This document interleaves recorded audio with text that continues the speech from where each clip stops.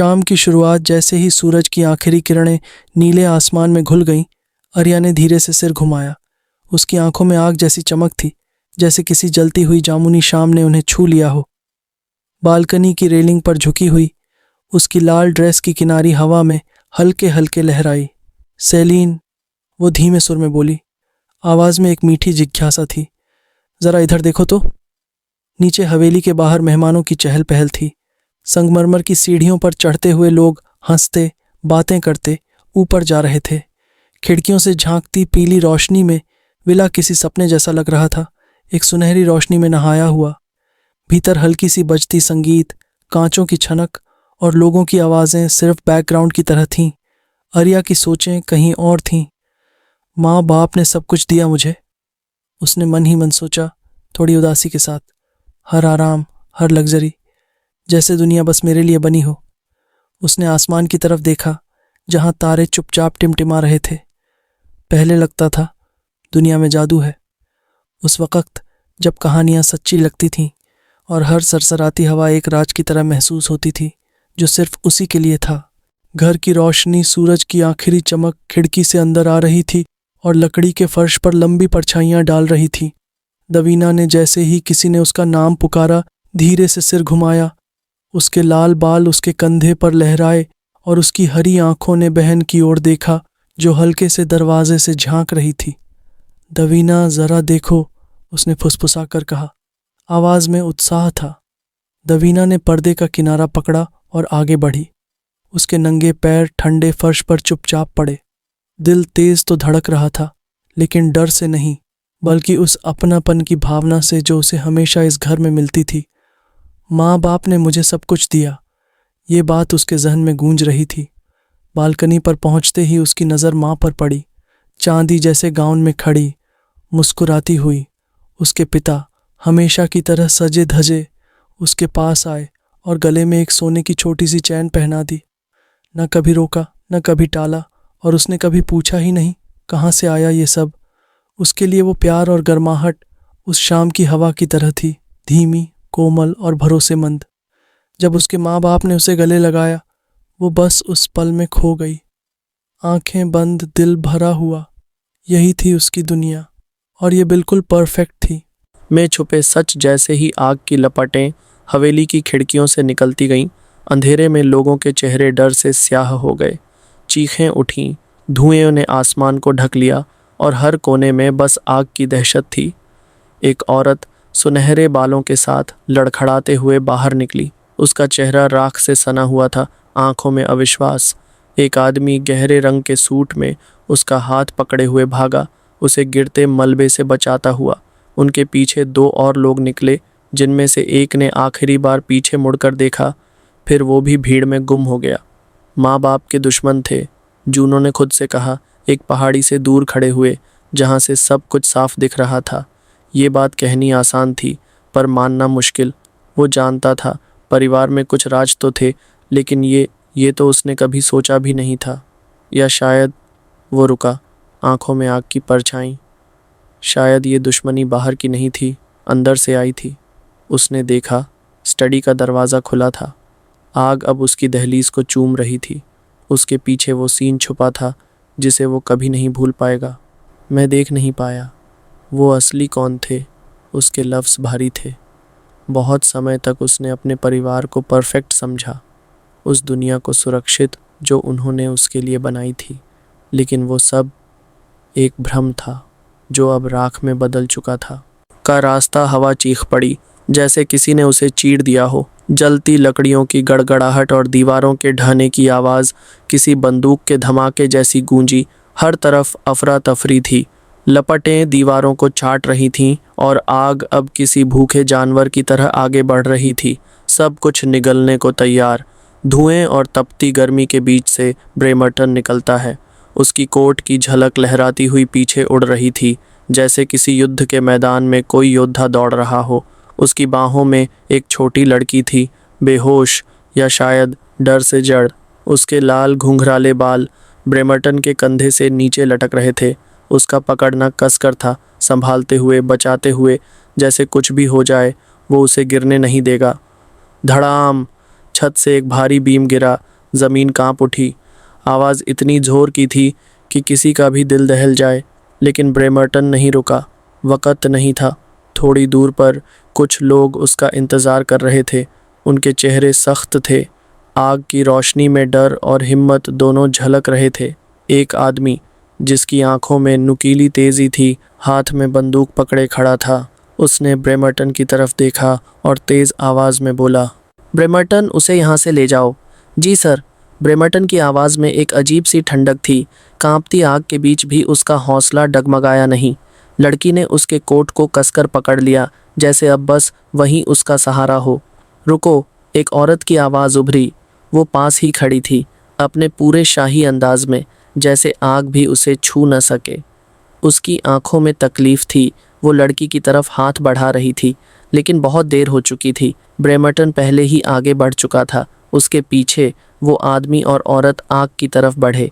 एक दूसरे की पीठ से पीठ टिकाए उन्होंने अपने हथियार उठाए। उनकी आंखों में कोई डर नहीं था, सिर्फ इरादा।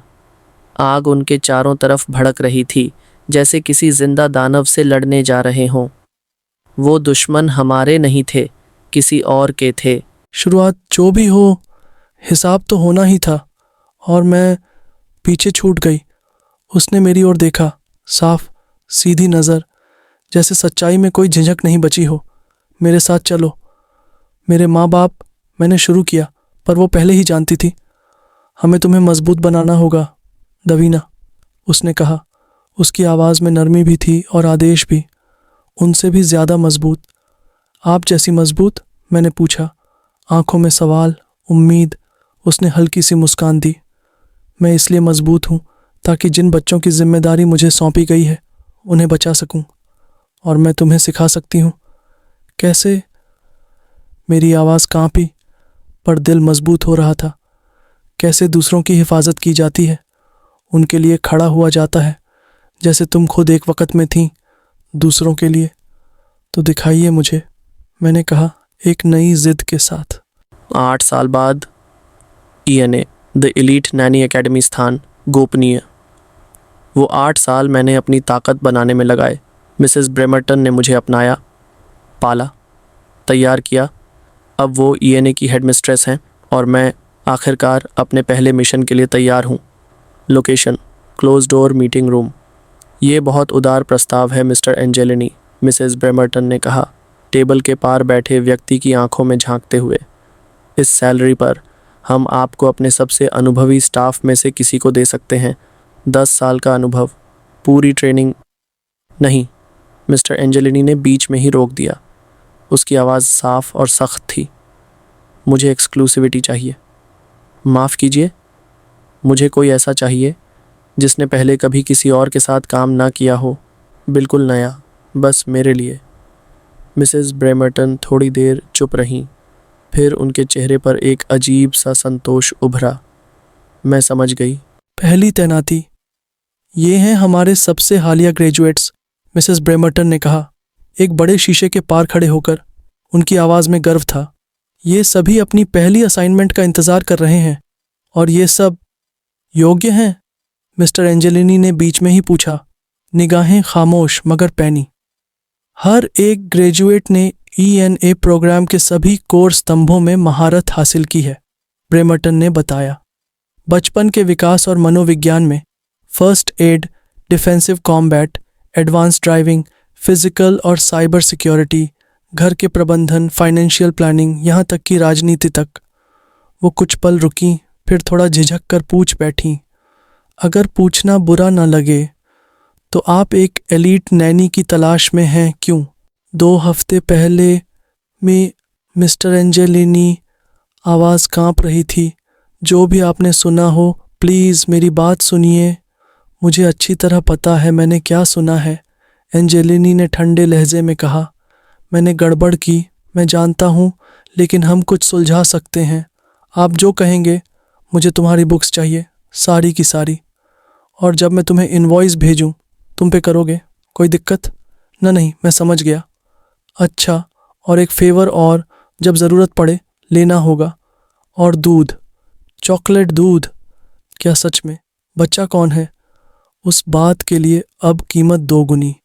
मिकी, मिशन पर हमें द मिल्कमैन बुलाते हैं पापा। तुमने वादा किया था चुप रहोगे, लेकिन मेरी भी कुछ डिमांड्स हैं। क्या अब भी दूध चाहिए? हाँ, नहीं, हम जा रहे हैं, पर मेरा दूध। वर्तमान वजह वही पुरानी है, एंजेलिनी ने धीमे स्वर में कहा। उसकी माँ अब तस्वीर में नहीं है और मेरी कंपनी चाइल्ड केयर नहीं देती। चिंता मत कीजिए, मिसेस ब्रेमर्टन ने मुस्कुराते हुए कहा।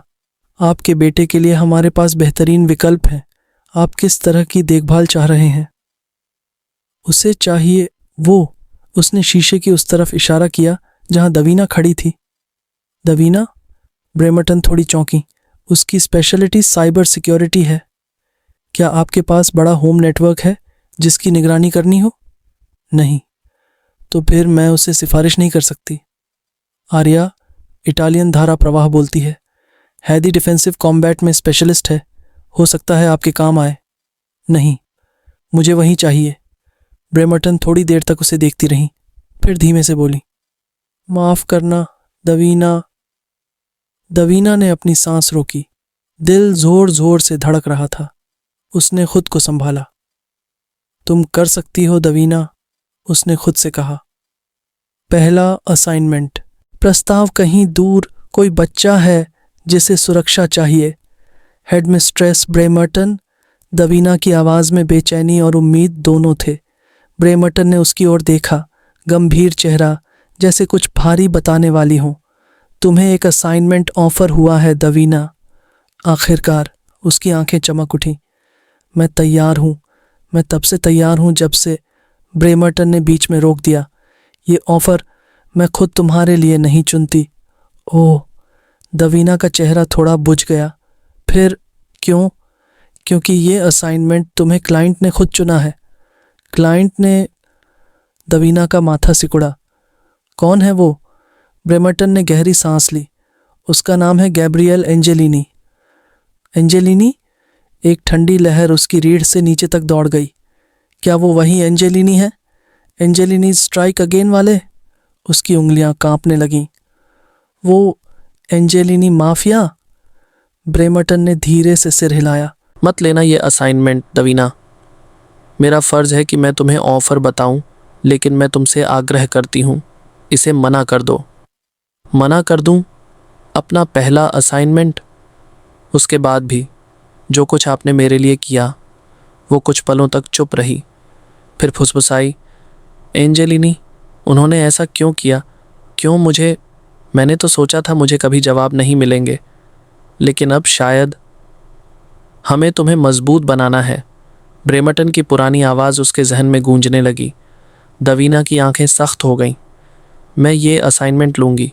क्या तुम ये सही वजह से ले रही हो? ब्रेमर्टन की आंखों में चिंता थी। तुम्हारा अतीत। यही वजह है कि मुझे इसे लेना ही होगा, दवीना ने कहा। अब आवाज़ में कोई झिझक नहीं थी। अगर इस एंजेलिनी का कोई बच्चा है तो उस बच्चे को सुरक्षा चाहिए। और अगर मुझे उस दिन की सच्चाई भी मिल जाए तो और भी अच्छा।